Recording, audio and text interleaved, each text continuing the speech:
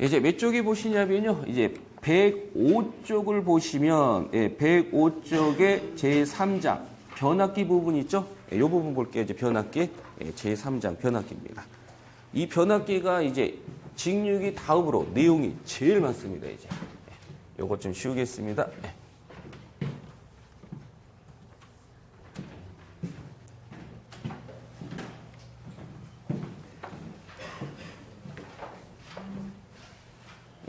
이것도 내용이 굉장히 많으니까 시험에 나오는 부분만 짤막짤막하게 설명 한번 드릴게요.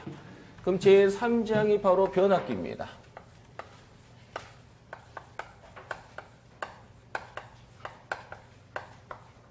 변압기. 우리 변압기라는 것은 전압을 변환시키는 기계장치를 우리는 변압기라고 부르죠. 트랜스포머. 일본어로 뭐냐? 도란스라는 표현을 쓰는데 이 변압기라는 것은 말 그대로 전압을 변화시키는 기계장치를 변압기라고 부릅니다. 그럼 변할 수 있다는 것은 전압을 높일 수도 있고 낮출 수도 있다는 거잖아요. 그러면은 이 전압을 높일 수도 있고 낮을 수도 있는데 즉 변압기 용도는 두 가지가 있어요. 전압을 높이는 놈이 있고 낮추는 놈이 있다는 겁니다. 그러면 전압을 높이는 것을 우리는 이것을 승합기라고 부르는 거고요. 전압을 떨어뜨리는 걸 뭐라 그러니 이것을 강압기다라고 이름을 붙입니다. 그러면 변압기를 내가 높일 것이냐 낮을 것이냐는 어떻게 주는 거야? 변압기 결선을 어떤 식으로 결선을 해줄 거냐에 따라서 전압이 올릴 수도 있고 낮출 수도 있다는 겁니다. 그럼 내가 이 변압기를 승합용 변압기로 만들고자 한다라고 했을 때는 어떤 식으로 변압기를 결선해 주시면 되냐면은 변압기는 다른과 다르게 뭐하고 뭐가 있어요? 1차 부분과 2차 부분이 있습니다. 그럼 변압기는 양쪽 다 뭐가 있어요? 전압이 발생해요. 그런데 중요한 것은 양쪽 다 전압을 걸어서 나온 게 아니라 변압기는 한쪽에만 전압을 걸었는데 자동적으로 어느 쪽으로? 반대쪽에서 전압이 만들어지는 거야. 이게 바로 뭐냐? 변압기입니다. 그러면 이 변압기는 두 종류. 전압을 높이는 놈이 있고 전압을 떨어뜨리는 놈이 있는데 변압을 높일 시에는 어떤 결선을 해야 되냐면은 바로 델타 Y 결선해 주시면은 전압은 높아집니다. 즉 승합용 변압기를 우리가 사용할 수가 있다는 겁니다. 이번에는 제가 이 전압을 내가 떨어뜨리고 싶다. 강압용으로 만들고 싶다라고 봅니다. 그럼 강압용으로 만들 때 이것을 뭐냐? Y 델타 결선을 해주면 전압이 떨어지는 현상이 발생합니다. 우리는 변압기에는 두 종류, 전압을 높인 쪽과 낮추는 쪽이 있는데 전압을 높이는 쪽에는 요 결선을 해야 되는 거고 전압을 낮추는 쪽에는 요 결선을 하는 거야. 그러면 변압기는 다른과 다르게 1차 부분이 있고 2차 부분이 있다고 했기 때문에 그 어느 쪽을 델타, 즉 어느 쪽을 이렇게 두고 어느 쪽을 이렇게 하면 되겠느냐라고 물은다면 요 앞부분이 바로 1차 측입니다. 그래서 1차 측은 델타 결선을 해준 승합기 기준으로 봅니다. 그래서 델타는 1차는 이렇게 해줘야 되는 거고요. 2차는 이렇게 해줘야 됩니다.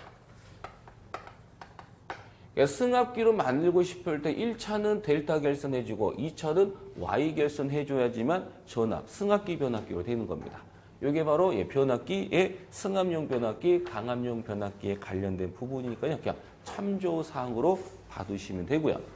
이제 변압기에서 첫 번째로 우리가 아셔야 될 것은 바로 뭐냐 하면은 요겁니다. 칸이 나오려나 이게?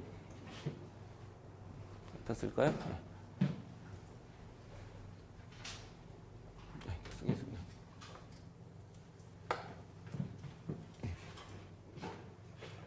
첫 번째로 변압기의 원리가 있어요.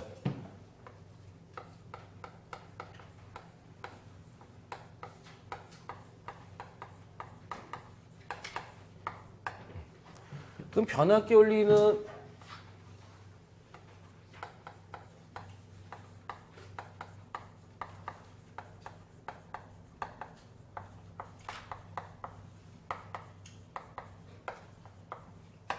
변압기 원리는요. 패러데이의 전자 유도 법칙의 원리를 따집니다. 우리가 변압기 원리는 바로 뭐냐? 패러데이의 전자 유도 법칙이다. 라고 이렇게 보시면 됩니다. 그럼 제가 변압기의 원리를 제가 한번 설명 한번 드립니다.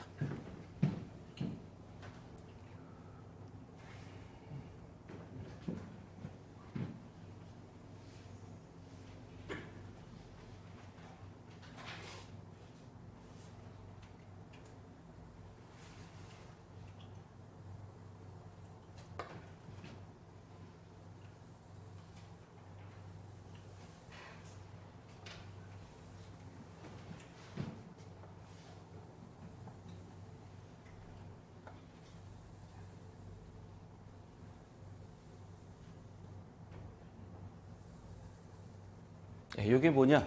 철심입니다. 그럼 이 철심이라는 것은 규소 강판을 얇게 썰어서 뭐냐? 폭인 구조로 되어 있습니다. 왜 이렇게 할까요? 이게 철이죠. 그럼 철 때문에 생기는 손실을 뭐라 그래요? 철. 쉽게 생각하시면, 여러분 말씀 틀린 건 아니에요. 여러분 말씀이 정확한 거고, 저는 그냥 간단한 표현법을 쓴 거죠. 그러면 이게 바로 철심이에요. 그럼 철 때문에 생기는 손실이 그냥 간단하게 우리가 일반 분한테 표현할 때 히스테리시스선과 와졸선이다 하면 모를 거 아니에요, 이거. 그래서 이걸 여러분이 그냥 일반인 분한테 우리 이제 애기들한테 설명할 때 이 철손이라는 것은 간단히 표현하면 철 때문에 생기는 손실을 철손이다라고 표현하면 됩니다. 그럼 이 철손이란 여기가 바로 철심이라 그랬죠. 그럼 철심이 있다는 것은 반드시 뭐가 생기는 거야? 철손이 반드시 생긴다는 겁니다. 왜? 철손이란 철 때문에 생기는 손실이 철손이기 때문에. 그럼 내가 이 철손을 없애기 위해서 어떻게 해줘야 돼요? 규소강판을 뭐 해주냐? 성층한다는 겁니다. 이제 이걸 전기 쪽으로 이제 넘어옵니다. 이제 전기분한테 설명할 때 이게 바로 뭐냐? 철심인데 이때 이 철심 때문에 생기는 손실이라는 것은 바로 히스테리시스손하고 와졸류손 합한 걸 우리는 뭐라고 불러요? 철손이라 그러죠. 그 이와 같은 철손을 뭐하기 위해서? 줄이기 위해서 어떻게 하자는 거야? 규소가 함유된 강판을 얇게 썰어서 뭐냐? 폭인 구조를 한 겁니다. 그럼 규소 강판을 쓴 이유는 히스테리시스손을 뭐하기 위해서? 줄이기 위해서. 성층하는 이유는 와졸류손을 뭐하기 위해서? 줄이기 위해서. 그런데 말 그대로 줄인다는 것뿐이지 이걸 100% 없앨 수는 없어요. 어차피 철 때문에는 이 철에 의해서 무조건 손실은 발생하지만 최대한 손실이 적어질수록 내가 쓸 수 있는 전기들은 많아진다는 뜻입니다. 그래서 이건 바로 철심인데 이 철심의 구조는 규소가 함유된 강판을 얇게 썰어서 폭인 구조다. 그렇게 한 이유는 뭐를 하기 위해서? 히스테리시스손과 와졸류손 합한 철손을 뭐하기 위해서? 줄이기 위해서 그런 행동을 했다라고 봅니다. 이제 요거는 철심입니다. 이제 이 철심에 제가 이제 뭐를 감을 거냐면은 코일을 제가 이렇게 감습니다.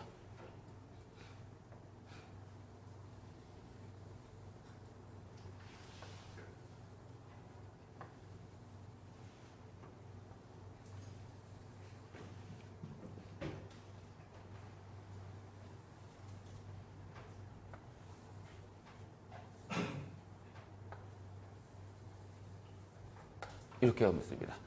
요거는 하나의 철심이고요. 하나의 철심의 양쪽에 뭐냐? 코일을 지근지근 감은 겁니다. 이때 이 앞에 있는 코일과 뒤에 있는 코일은 어떤 전기적으로 접속되어 있지는 않아요. 즉 전기 접속된 게 아니라 그냥 동일한 철심의 양쪽에 코일을 이렇게 감았을 뿐이라는 겁니다. 그러면 코일이 몇 개 있어요? 2개가 있죠?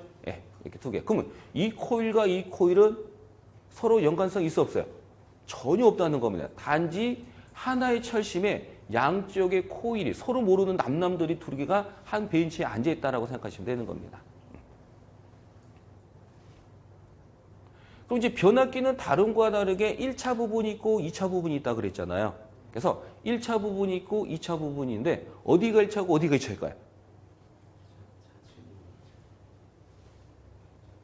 이렇게 말씀드리니까 다 다르죠. 어떤 분은 이쪽을 1차, 어떤 분은 이쪽을 1차, 어떤 분은 이쪽을 2차, 어떤 분은 또 이쪽을 2차로 봅니다. 모든 사람들이 다 다르면 어떻게 될까요? 설명하지 못하겠죠. 왜냐? 저는 나름대로 1차 있는데 저는 나름대로 이쪽을 1차로 말씀드렸는데 그분들은 어떻게 해요? 이쪽 2차로 보면 서로 딴 생각을 하고 있는 겁니다, 이제. 그러면은 설명하기 힘드니까 항상 기준을 잡자는 거죠. 우리는 보편적으로, 일반적으로 그렇다는 거지 무조건이 아닙니다. 그래서 일반적으로 우리는 요쪽을 몇 차라고 해요? 일반적으로 요쪽을 몇 차? 1차 측이다라고 부르고요. 일반적으로 요쪽을 몇 차? 2차 측이다라고 이렇게 부릅니다. 그럼 모든 사람들이 1차, 2차를 정확하게 똑같이